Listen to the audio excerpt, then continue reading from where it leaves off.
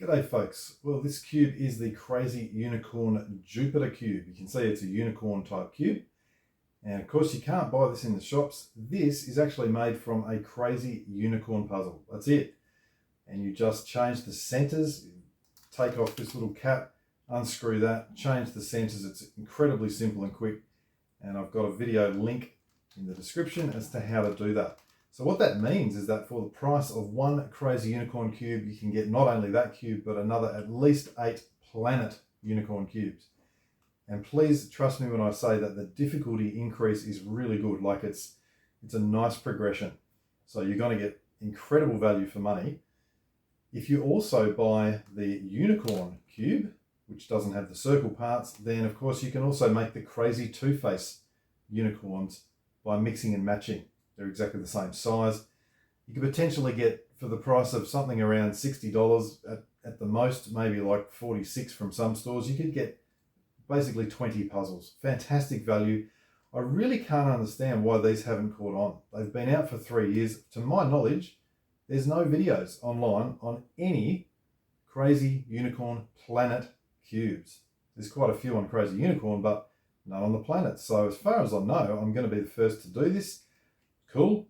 I'm going to plan on making the entire series of the planets and releasing them after this in stages. So if you don't have a Crazy Unicorn cube, may I respectfully ask why not? Very, very good value, great solve, really challenging, good puzzle. Now, being the Jupiter, how did I get the sticker? Well, I just had a spare sticker lying around and I'll stick it the cube. You, of course, don't need the sticker to make it a Jupiter cube. What the Jupiter is the white face being a 0 face and every other face being a 1 face, and the 1 face is those center parts turn with the face. So that's the Jupiter-ness of it, and of course it's got the unicorn stuff as well. Okay, so being the Jupiter unicorn cube, what we're going to do is begin by reducing the edge bases. So let me just define some terminology here. We can see here, there's a nice one. We've got the red-green is what I'm calling an edge base, and this large blue-white piece is an edge arrow. And to reduce the edge bases, I need to get an appropriate red piece in there and an appropriate green piece in there. And that will be one reduced edge base. I'm going to do that for all of them. Now, the simplest way that I've found to do this is simply to just find one that needs reducing, put its piece here, turn it onto its piece, and replace it with something else. So I would be looking for an appropriate red piece. So let's firstly just have a look here. There is a red piece there that looks at first sight like maybe that's the one. However, you can see that it's not in the right position. So it's on the left, not the right. Let's find another one which might look like it might be the right piece. I think that is the right piece. So I'm just going to ignore that one for now because I want to show something else that is not. Yeah, that's also going to be a good piece. So the other one that I don't, I guess I can just explain. The reason this piece is good is not only because it's in that position, you can see it'll turn around and match up, the lines match up. It's because there is a subtle difference between the two little pieces that sit here.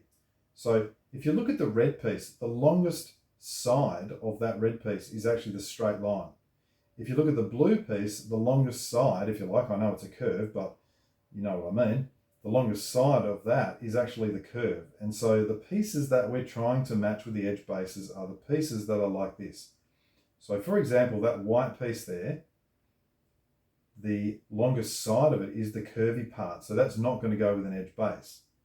Now, it's not always just that if it's sitting with an edge base, it's the piece, because you can see over here, this yellow edge base is sitting with this orange piece, but that orange piece is not an edge base piece, because the longest side is the curve.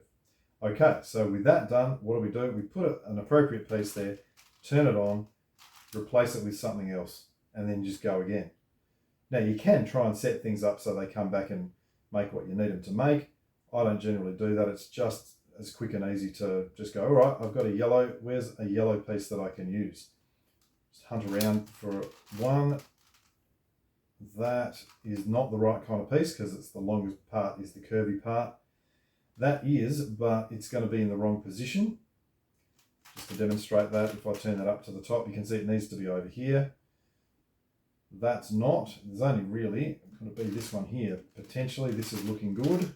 So I'll put that up there, turn that yellow on, that's done. Replace it with something else.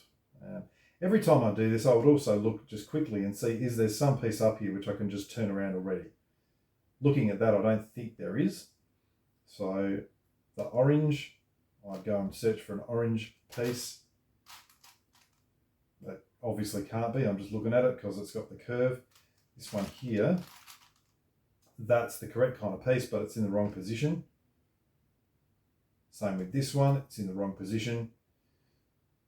We've got an orange, that's not the right kind of piece. Where's the other one? This might be on the back. There's one. Let's try and turn that up.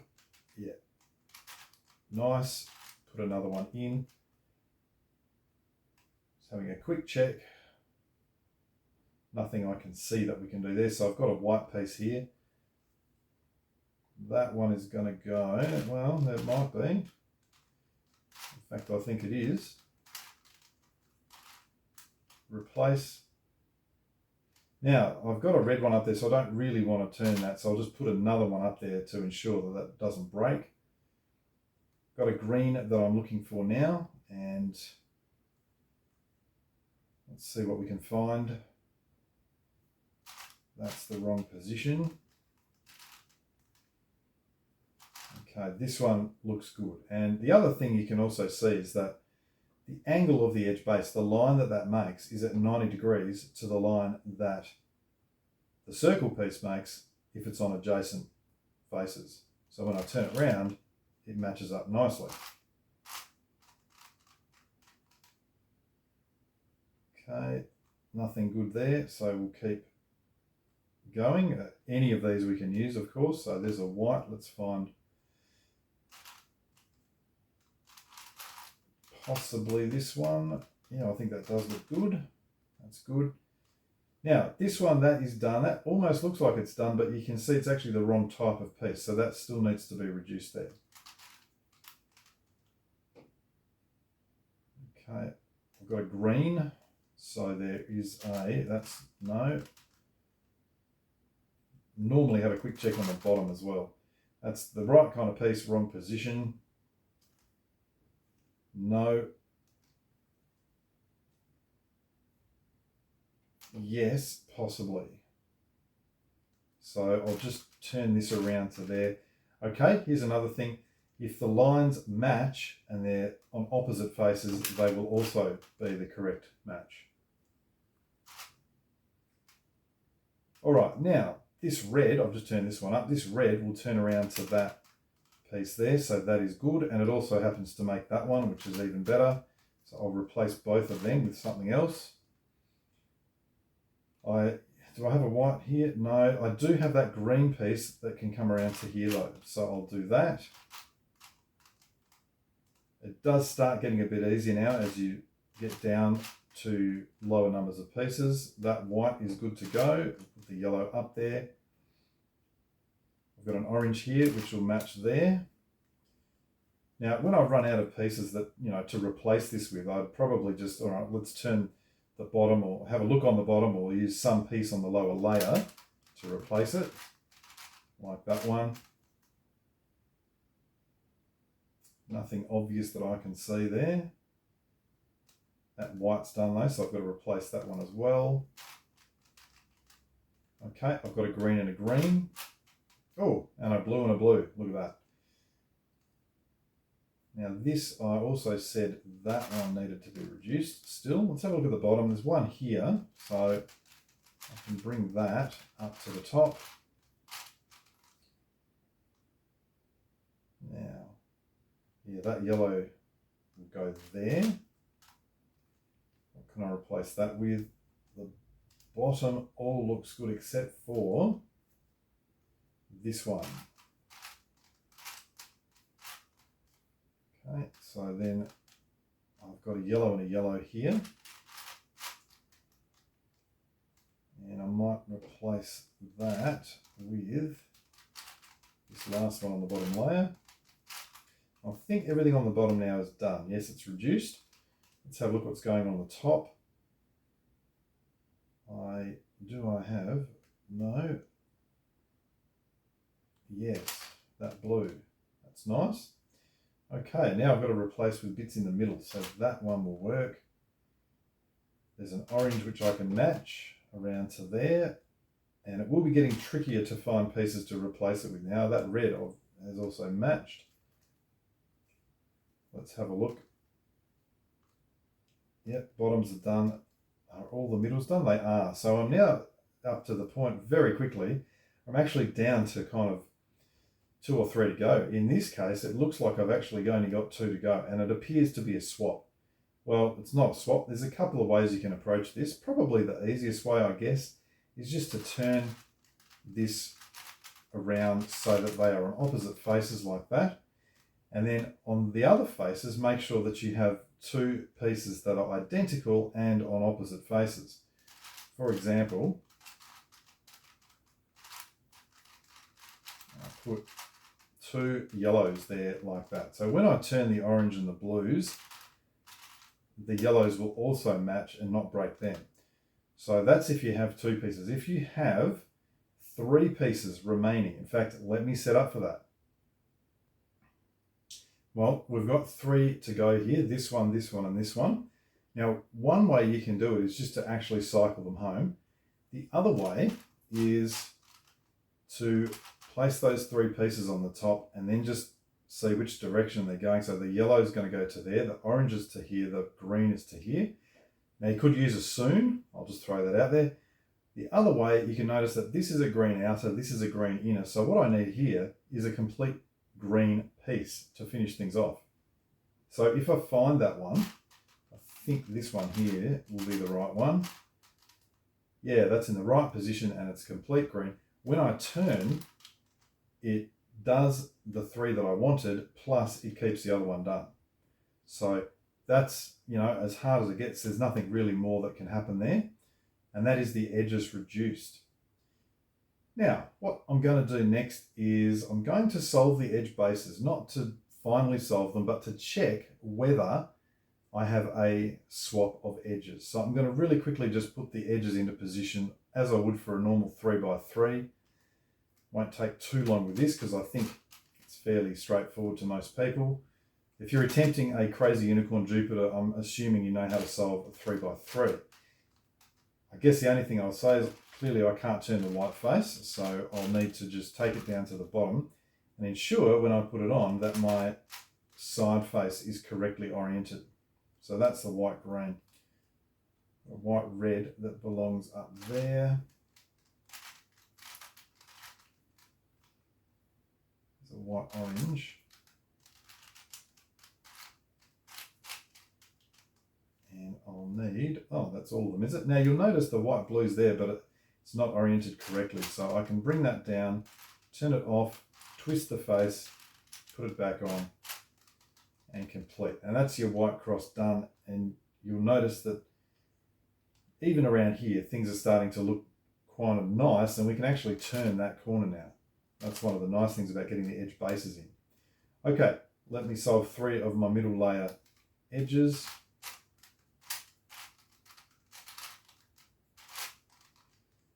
Let's find another one, red, green.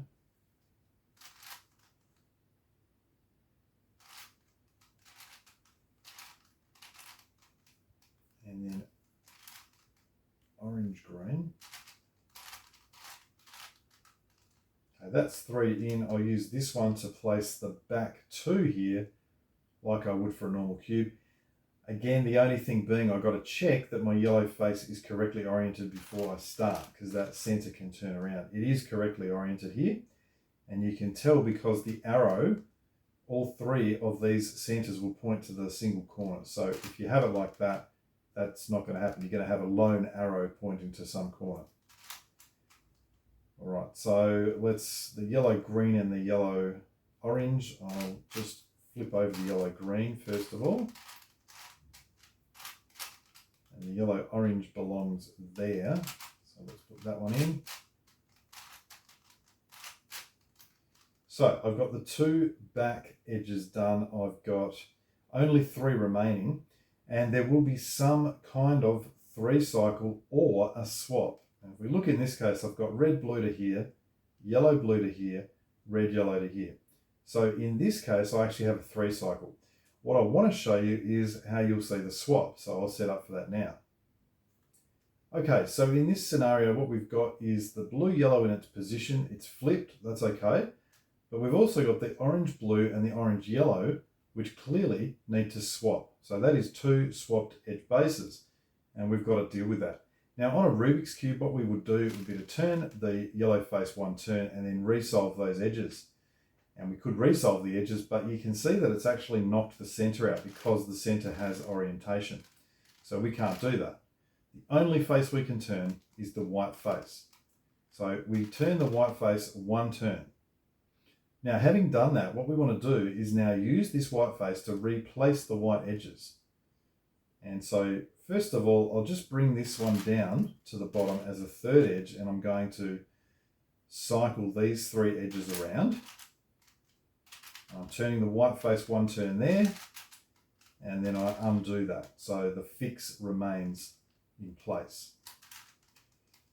I've then got, let's have a look, the white blue that needs to go here. So what I would potentially do is just use some other piece here,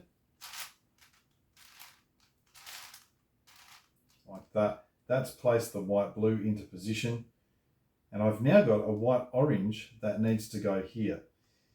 Now what I've got to be thinking is I still have to use the white face to do the turn. So I'm going to be bringing that white orange up to there. I need another piece that's either, because you'll notice here I've got white orange and orange white. I need another either orange piece or white piece. And it doesn't really matter.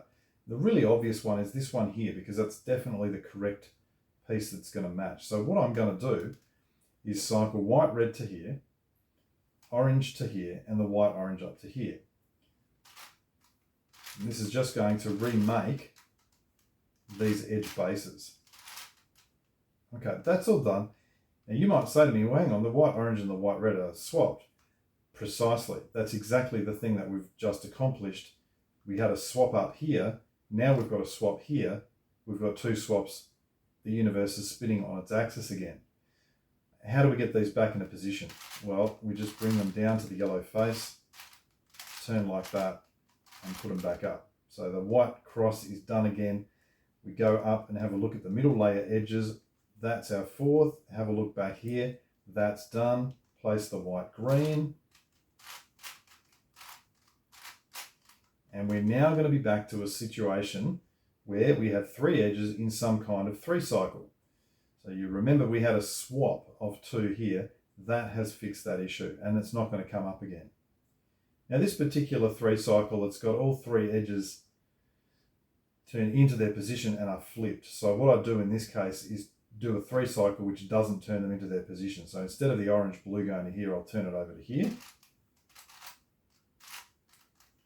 And that will create me a 3 cycle where I can finally solve them. So you can see the orange blue now turns into its position, the yellow orange also. So that I turned the first onto the second, down, down, up, up, and those edges are placed. So that is the edge bases placed and checked for a swapped or a pair of swapped edges, which we've done. We know that's not going to happen again. Now, the next thing that we do is to reduce the edge arrows. Now, at the start of the solve, all the edge arrows were unreduced. This one, you can see, has just happens to have come back. That's what we're aiming for. That's a completely reduced edge arrow. This one here, that part's reduced, that's not. Now, how we do this is a little bit different, but it is really the fundamental move for reducing the edge arrows on the same sort of puzzles as this. So I'm talking Jupiter, Uranus, Neptune, and probably Saturn. All of those puzzles will need this in some degree. So what we do is find a turnable corner, and we always maintain that as a turnable corner. You can see at the moment, all the corners are turnable. The others don't have to be, just the one we've chosen. Now, I've set a turnable corner. What I need for this is to be able to use the white face. So I will actually do a turnable corner on the white face. I will, for reasons that will become clear very soon, choose this one because this has something that's not reduced. So I've got a white outer edge arrow here. What I want to do is up here put a white circle piece that it belongs with. But I want to keep this corner turnable. So I'm going to locate a white circle. There's actually quite a lot of them that have become reduced, which is kind of good if you're solving it, not heaps good if you're trying to demonstrate it. There's a white inner here, which I'll use. I guess it'll just make this video a little bit shorter. Okay, so now that is the correct one, because not only is it a white circle thing on the bottom, but the arrow is pointing in the opposite direction to here. So I know that when I turn it up, it'll actually be rotating around to be correct. So I turn it off, bring its position down, undo, undo. And what that does is put that where I need it with here. So I've got a white outer going to a white inner. I then say I've got a blue outer, and down in this position, I'd like a blue inner. That is the perfect piece. It's a blue inner, and again, the arrow is pointing the opposite direction to this one. So that's ready to go now. And what we do is the following. We turn this piece up here by turning the corner. We then 3-cycle these 3 pieces to place this third piece into that position.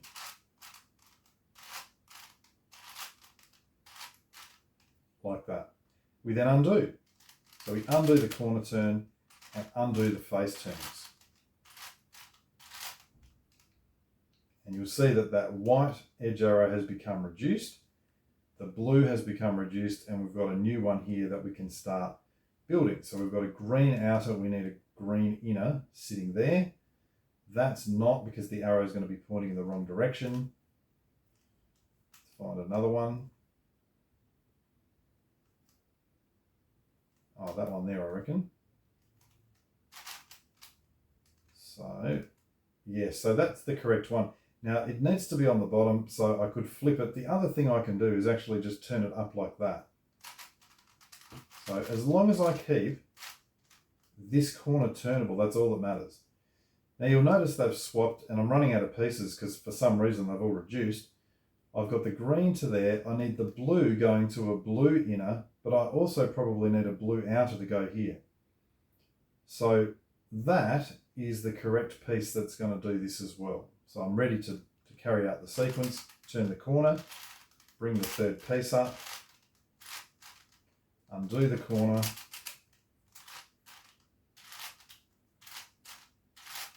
undo the face turns. Okay, now I reckon that may even be all of the pieces on this side of the edge arrow. What we're also going to do is the pieces on this side. So if let's just start by putting another, is it all of the pieces? I think it is. Let's put another one in the center there. So this one's going to come to here. I'm going to turn it up, up, down, down to put it there. I'm going to look for an orange inner to put here, which probably is that one. Yeah, that looks good. So this time we're doing this sort of movement. And yeah, I kind of feel like I should apologize that so many of these are reduced. I don't know why they are. I did scramble it very well. Anyway, we've got those two. I'm struggling to find another one, and so I suspect they might be the last two. I'm glad I got one on this side. That needs to be now a green complete piece on the bottom here. Let's see if we can find one that might work. There's an option. And we'll see if it's the correct one. It is, because the arrow is pointing opposite to that. So this time, instead of turning the corner up like that, we turn it up like this, sort of anti-clockwise, and then use these faces to place the third piece there.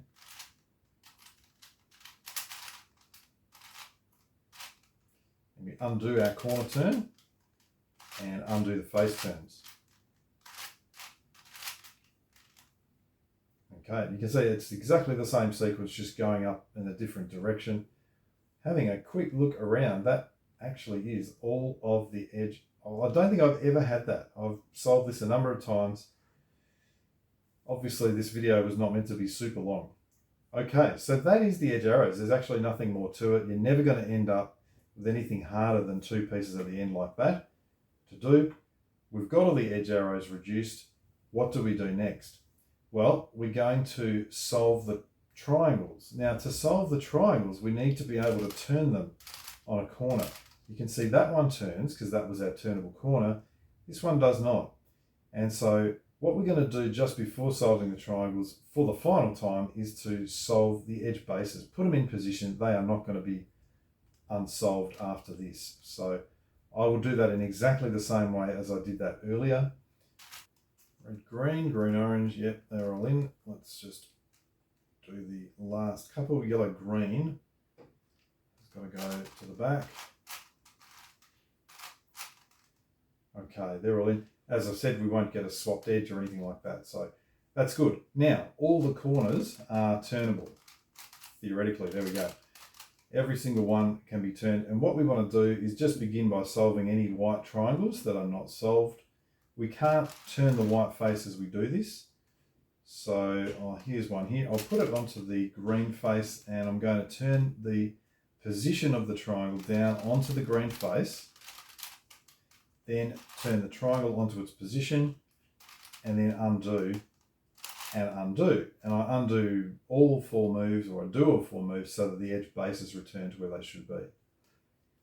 Now, I just use the yellow face as a blue piece here, and I can say, well, I can turn this around temporarily, and I'm just cycling 3 pieces like that. So cycle that blue to there, turn the face, undo, undo. It's always 4 moves to get this done.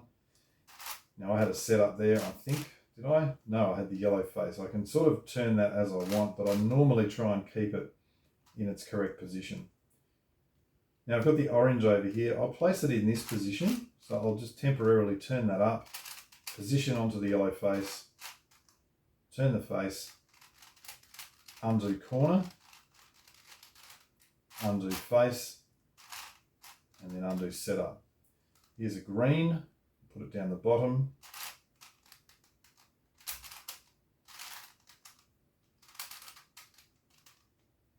Okay, I've got an orange here, so as you can see, it becomes pretty quick and straightforward as long as your corners turn as they're supposed to. Sometimes I just end up having to do that. Probably just some sort of tensioning issue that I haven't got right. That's done. How are we looking? All done. Okay, so the actual triangles themselves are really straightforward as soon as you've got those edge bases back in. And as I say, those edge bases are fixed there now. The triangles are fixed. We've reduced all the edge arrows. The next thing we're going to do is to place the edge arrows. And so it's going to be very, very similar to the sequence that we used to reduce the edge arrows. And so I'm going to be turning a corner and then doing a couple of face turns. So as an example here, the only thing I don't want to do is turn the white face. So I normally like to place some white edges first if I can do it. I'll just see if there's a nice clear one that's obvious. There kind of is. I can place this white blue up to here. So I'm going to 3 cycle the edge arrows. The orange blue to here. So 2 that are across the face and then 1 on a corner. So I'll cycle the orange blue to here, then put the white blue there, which will come back to here. So those are my 3 pieces. Now, I cannot simply do face turn, turn corner, undo face turn, undo corner. And you can see why. It's knocked out the triangles.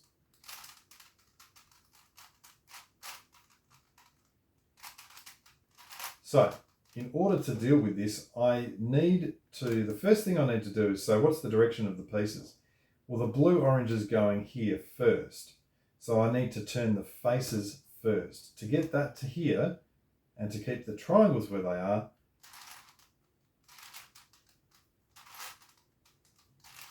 I do that. You can see the triangles have not moved, and that piece is where I want it. Now I turn the required 3rd piece up to its position, and then I undo my face turn. So if I first did blue, yellow, now I do yellow face and then blue face. That's undone the face turns, undo the corner turn, all of the triangles are back where they should be, and you'll see that that blue-white has been placed. Now the white-green, let's have a look at that. We've got the white-green sitting over here and it belongs here.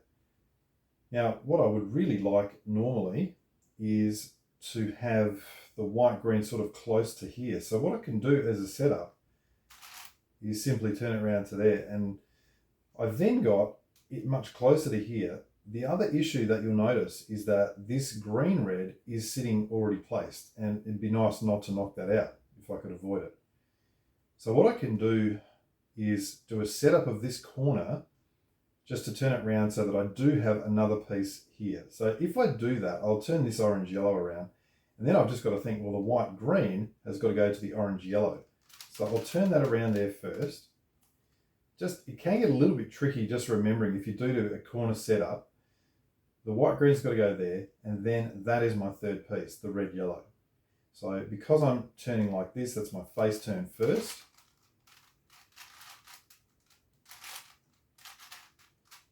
Then I'm going to turn the red-yellow into that position, then undo. And then I undo the corner turns. Now normally I undo it back like that, but you can see that I already did a setup, so I might as well just finish it and turn it there so the white-green goes in. I did have that one setup at the beginning. So it's not that everything has to be in perfect position, you can get it there.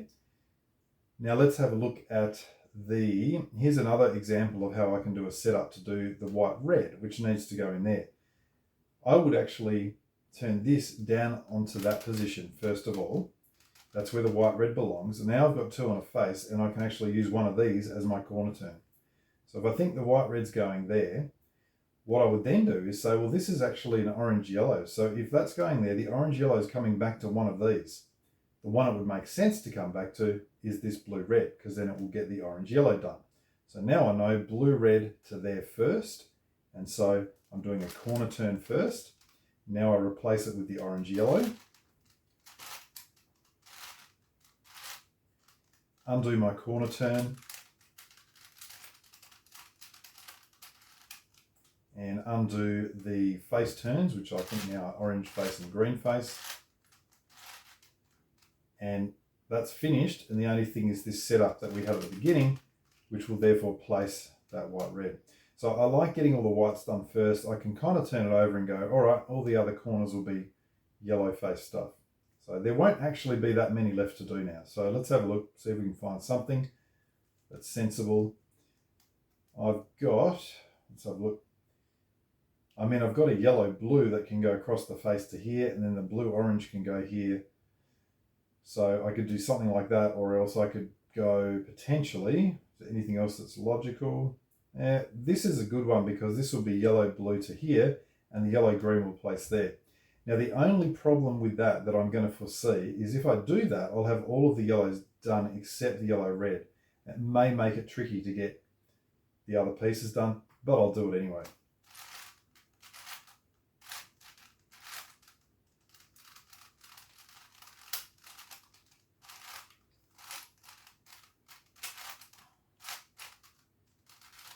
All done. All right. What have we got left? We've got one up here, and then the orange, green, the red, yellow. So it looks like probably two swaps. The orange, blue, and the red, yellow have to swap, and the orange, green, and the red, blue. Okay. So perhaps first of all, I will place the orange, blue down into that position, and I'm deliberately not going to cycle the yellow, red home. So what I might do is bring this blue, red over to here as my third piece. Now if I do that, I've got to turn this face first and then this face. Undo my corner turn and undo the face turns. Okay, did that actually do anything? I'm not sure that did anything. Orange, green, possibly. If it did something, I should have three left. One, red, blue to there, blue, orange to there, and red. Oh, it did do something. There we go. And that's actually a really nice final three cycle to do. Very clear what's going on. So I turn the corner onto there, replace it with this piece.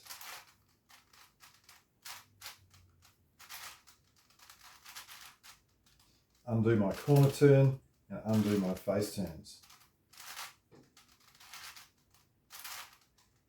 And very nicely and clearly all of the edge arrows have now been placed into position, so the edges are completely done. And that leads to the final stage of this solve, which is to place the corners. Now I'm going to just use the corner piece series to do this. You can do it how you like. The corner piece series is very simple, and I'll be using it all through all planets of this unicorn series. And there's a link in the description if you're not familiar with it. It's very, very simple 3-1 commutator. I'm going to look for a corner that slides down an edge, and that one will do. And so I'll have this piece movement here. So I've got a clockwise piece movement, so the first turn of my upper face is anti-clockwise. And the other nice thing is it doesn't matter which faces I use because the corners are not involved in the circles.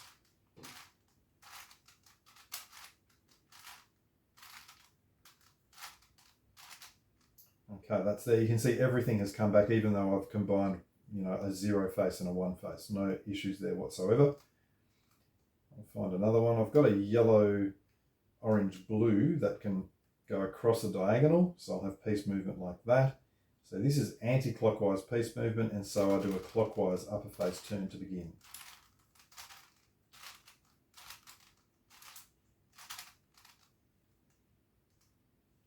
Again, I've got a green, orange, white can go across the diagonal.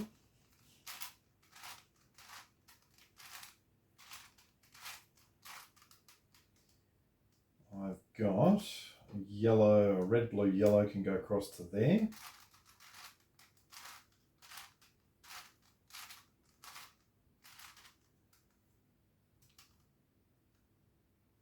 Down to a little bit of a 3 cycle. Red, that's not a nice one. Let's have a look. Not a nice one at all. I'll start by saying, if I bring that to there, green, orange, yellow goes to there. The white, okay, I'm only going to place one of these, and I'll just see what happens after that.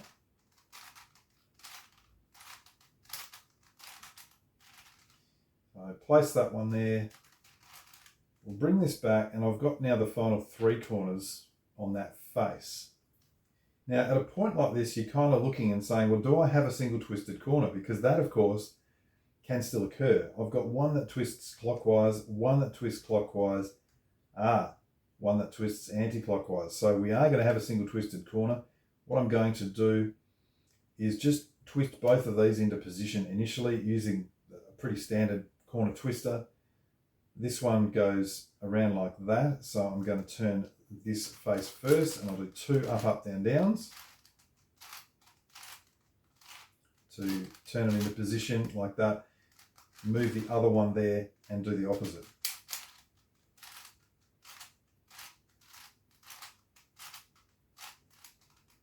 Okay, when I put that back, you'll see that it's twisted those 2 corners, but it has left this single twisted corner. Now that's a good position for it to be in for a couple of reasons. One is that no matter what you do, you can't actually twist that particular corner. It's not on a twistable corner. So it doesn't have to be over here or here. The other thing is, what I'd really like to do is to create a second corner to fix this problem that's on the yellow face, because then I can easily put the triangles back. So if this corner, let's say it was here, what I could simply do is twist that corner into position so that it is correctly oriented. However, it's not. So I need to look at it and say, well, this thing needs to go clockwise.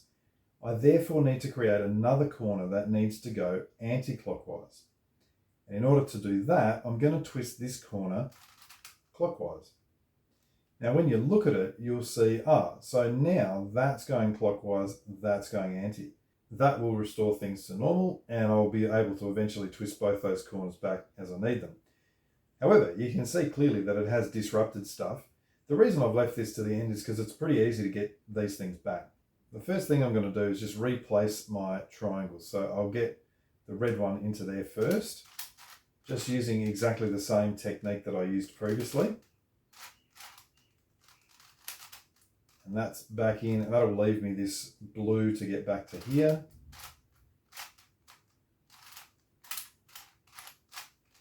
Triangles are back in, and I will have 1, 2, 3, 4, 5 of these edge arrows just to replace. They're all up here. It's pretty simple to see what to do. The blue-red comes across here. That blue-white, that can probably go. I mean, this is a blue-orange, so if I use this one, I'll get the blue-red and the blue-orange done. That's a good thing to do.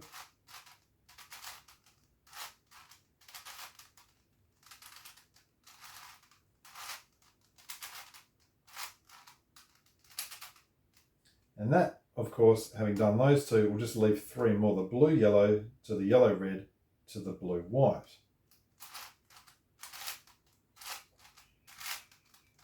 Twist the corner up and undo.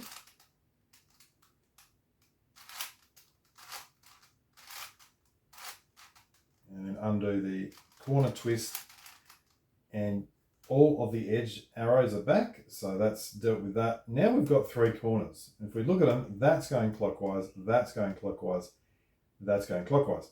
That's perfectly acceptable when you have 3 corners, all of them needed to be twisted in the same direction.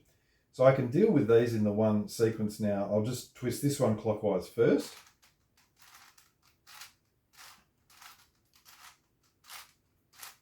That's done. I'll bring the next one around and twist this one clockwise.